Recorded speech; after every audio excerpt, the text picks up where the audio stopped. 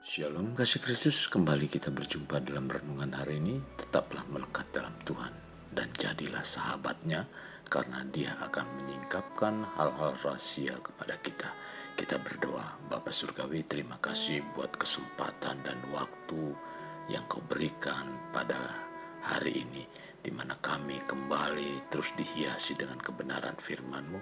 Biarlah firman-Mu Tuhan semakin berakar dalam kehidupan kami dan semakin memantapkan iman percaya kami di dalam Engkau Tuhan, di mana kami terus membangun persahabatan dengan Engkau Tuhan. Terima kasih Tuhan, ini doa kami dalam nama Yesus kami berdoa, amin. Melekat dalam Tuhan bertema perlunya keterbukaan, terdapat dalam Amsal 27 ayat 6. Demikian firman Tuhan, seorang kawan memukul dengan maksud baik, tetapi seorang lawan mencium secara berlimpah-limpah.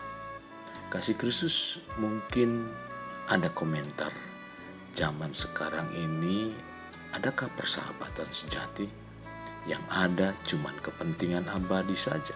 Tidaklah gampang menemukan sahabat di zaman sekarang ini, di mana orang lebih cenderung mementingkan diri sendiri, mencintai dirinya sendiri, dan kasih kebanyakan orang akan menjadi dingin, tercatat dalam Matius 24 ayat 12.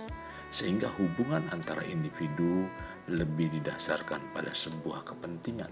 Akibatnya banyak orang lebih memilih menarik diri, membangun tembok-tembok di sekeliling sebagai pembatas, menyendiri dan menjadi pribadi yang tertutup. Mereka merasa enggan membuka diri, apalagi saat memiliki masalah yang sangat pribadi, suatu yang sulit untuk mengungkapkan perasaan terdalam kepada orang lain. Masalah seperti ini banyak kita dapati, termasuk di dalam gereja. Gereja yang merupakan keluarga Allah selayaknya memiliki hubungan yang kuat, dan untuk terciptanya hubungan seperti ini maka perlu adanya keterbukaan.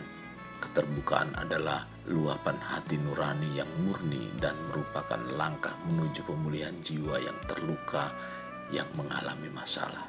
Namun sebaliknya, salah satu bentuk hati nurani yang tidak murni adalah kesombongan dan keangkuhan. Inilah yang menjadi penghalang terbesar bagi seorang untuk dapat terbuka dan berani meminta maaf. Kesombongan ini membentuk pandangan yang terlalu berlebihan terhadap diri sendiri dan merupakan sikap melawan Tuhan dan tidak mentaatinya. Untuk terbuka diperlukan sikap kerendahan hati. Kasih Kristus, tidak dapat dipungkiri bahwa melakukan keterbukaan tidaklah mudah. Kalaupun dapat baik terbuka hanya kepada sahabat. Sementara untuk membangun suatu persahabatan dibutuhkan tahap demi tahap, dan tidak semua orang mau menempuhnya. Padahal sahabat tidak dapat kita temukan secara instan. Tahapan ini dimulai dari perkenalan, saling membuka diri, lalu kesediaan untuk memberi dan menerima, berjalan dalam kebersamaan di segala situasi, baik itu suka maupun duka, serta mampu memberi nilai tambah yang positif bagi kita. Secara garis besar, seorang sahabat haruslah memenuhi kriteria konstruktif. Di samping itu adanya keterbukaan satu sama lain. Faktor inilah yang mempererat sebuah persahabatan. Bagaimanapun juga, suatu persahabatan dimulai karena adanya kepentingan, tetapi bukan kepentingan secara sepihak atau ada motivasi terselubung, namun sebuah bentuk kerjasama yang saling terbuka, menguntungkan, memahami dan mengisi satu sama lain. Adalah gampang untuk membangun pertemanan karena bisa dilakukan kapan saja, di mana saja, bahkan dalam waktu yang singkat sekalipun. Hal ini tidak berlaku untuk mencari sahabat. Menjalin persahabatan perlu adanya keterbukaan. Tuhan mencontohkan sikap keterbukaan kepada Abraham saat ingin menghancurkan kota Sodom. Tercatat dalam Kejadian 18 ayat 16 sampai dengan 33. Keterbukaan kepada Tuhan maupun kepada sesama dalam kelompok kecil sesungguhnya untuk membawa kita dapat dipulihkan. Terkadang manusia sulit untuk terbuka dan mengakui dosa yang telah diperbuat. Ketika kita tidak terbuka kepada Allah dan sesama, Tuhan dan saudara seiman kita pun sulit untuk memulihkan kita. kita ditempatkan dalam gereja lokal sebagai keluarga Allah agar kita memiliki persahabatan yang erat dan intim. Mari pergunakanlah dengan sebaik-baiknya.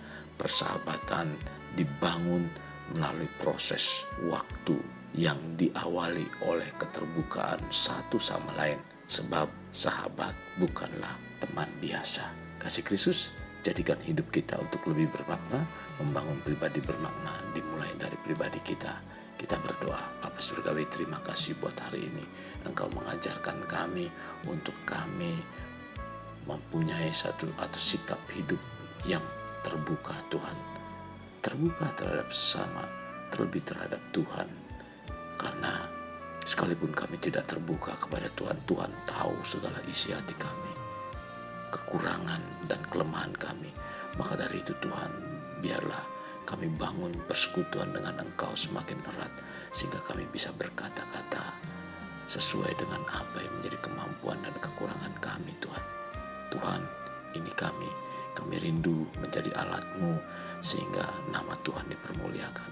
Terima kasih Tuhan Yesus buat firman Tuhan hari ini.